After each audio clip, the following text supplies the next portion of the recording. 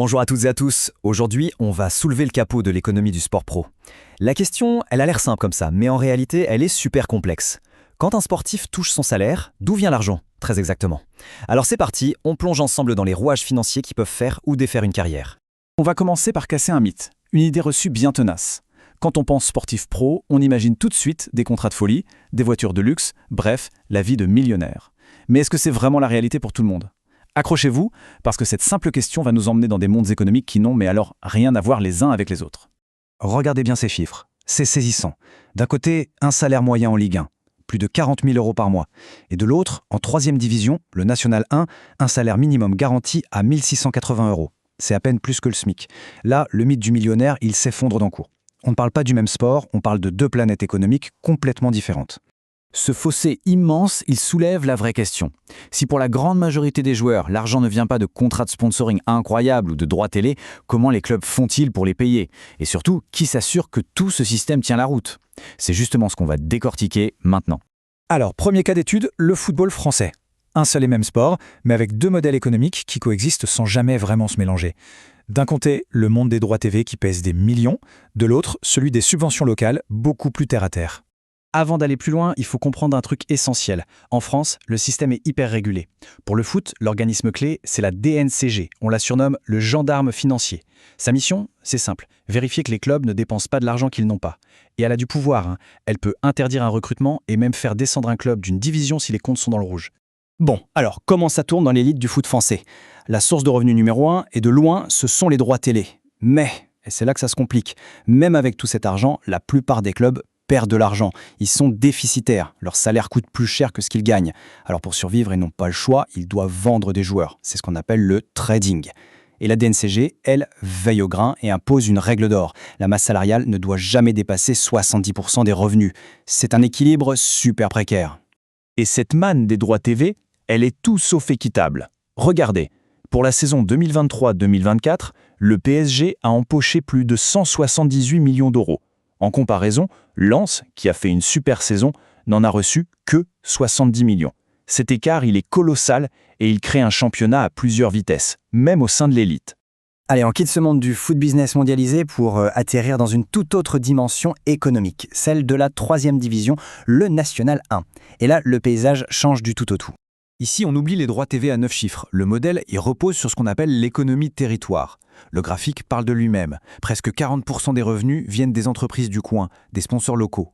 Juste après, on a les subventions publiques, les mairies, les départements. La billetterie, elle, est quasi anecdotique. C'est un modèle qui est vraiment ancré localement, où le club fait partie intégrante de la vie de la cité. On change de terrain, on passe au basket. Et là encore, c'est un autre modèle.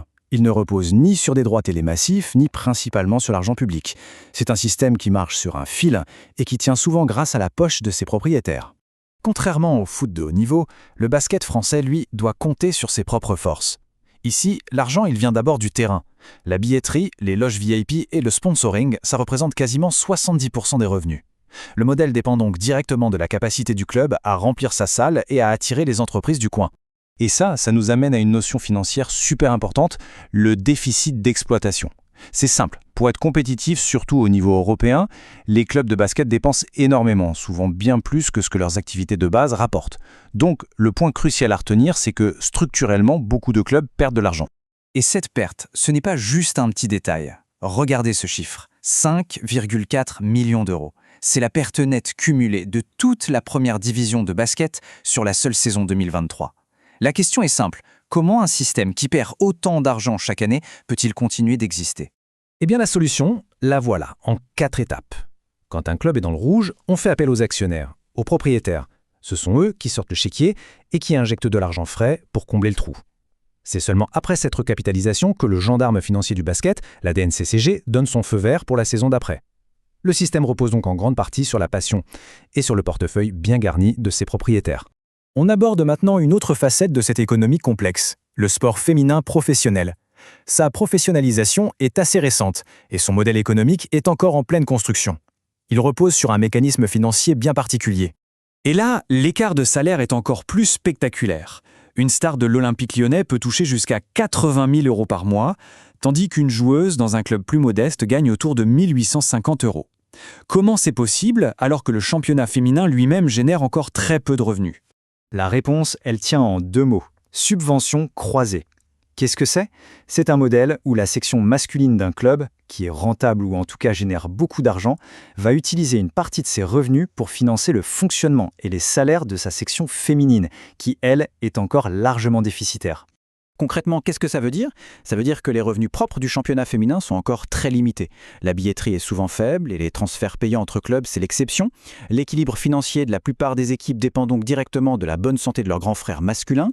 Les seules bouées de sauvetage autonomes, ce sont le sponsoring du championnat, comme celui d'Arkema, et les droits de TV que la Ligue se bat pour faire grimper. Allez, on change complètement de décor. On traverse l'Atlantique pour aller voir le modèle américain. Et là, c'est l'opposé total de tout ce qu'on vient de voir. Pas de subventions, pas de mécénat qui sauve les meubles. C'est le capitalisme dans sa version la plus pure, appliquée au sport. Le principe de base, il est simple. Pas un centime d'argent public. Tout est une question de business. Et dans ce système, il y a un mot à retenir, un acronyme qui contrôle absolument tout, BRI pour Basketball Related Income. Le BRI, qu'est-ce que c'est? En fait, c'est la somme de tous les revenus générés par la Ligue, les droits TV nationaux et internationaux, les ventes de maillots partout dans le monde, le sponsoring, la billetterie. Imaginez un énorme gâteau financier. Eh bien, le BRI, c'est la taille de ce gâteau. Et c'est à partir de là que tout est calculé. Alors comment est-ce qu'on partage ce fameux gâteau? C'est là qu'intervient le CBA, la convention collective.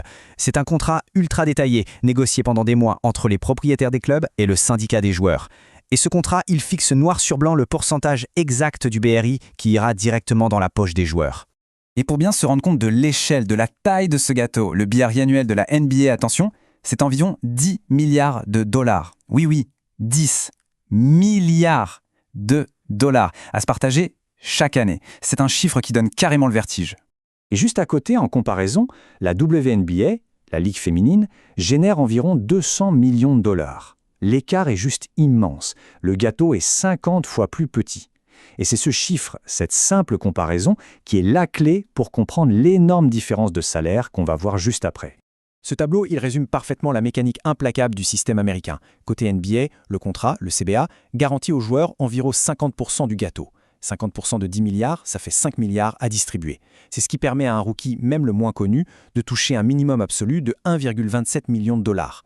Côté WNBA, le CBA actuel accorde environ 20% des revenus aux joueuses, 20% de 200 millions, le calcul est vite fait, et c'est ça qui explique pourquoi la nouvelle superstar Caitlin Clark ne touche que 84 500 dollars pour son premier contrat. La conclusion, elle est froide, elle est implacable. Le salaire, il n'est pas lié à une valeur subjective comme le talent, l'effort ou une idée de justice. C'est le résultat direct d'une formule mathématique, la taille du gâteau, le BRI, multiplié par le pourcentage négocié dans le CBA. Point. C'est le business model qui dicte absolument tout. Et voilà, on arrive au grand enseignement de toute cette analyse. Finalement, le salaire d'un sportif n'est pas tant une question de talent ou de performance, mais bien une conséquence directe du modèle économique de son championnat. Que ce soit les droits TV, les subventions locales, la générosité des actionnaires ou le capitalisme pur à l'américaine, c'est le système qui fixe les chiffres sur la fiche de paye. Et toute cette analyse, elle nous laisse avec une question ouverte. Entre le modèle européen qui est souvent au bord du déficit, le modèle local qui dépend de l'argent public, celui qui repose sur des mécènes ou le modèle capitaliste américain. Lequel semble le plus viable, le plus durable pour l'avenir du sport? La discussion ne fait que commencer. Merci d'avoir été là et à très bientôt.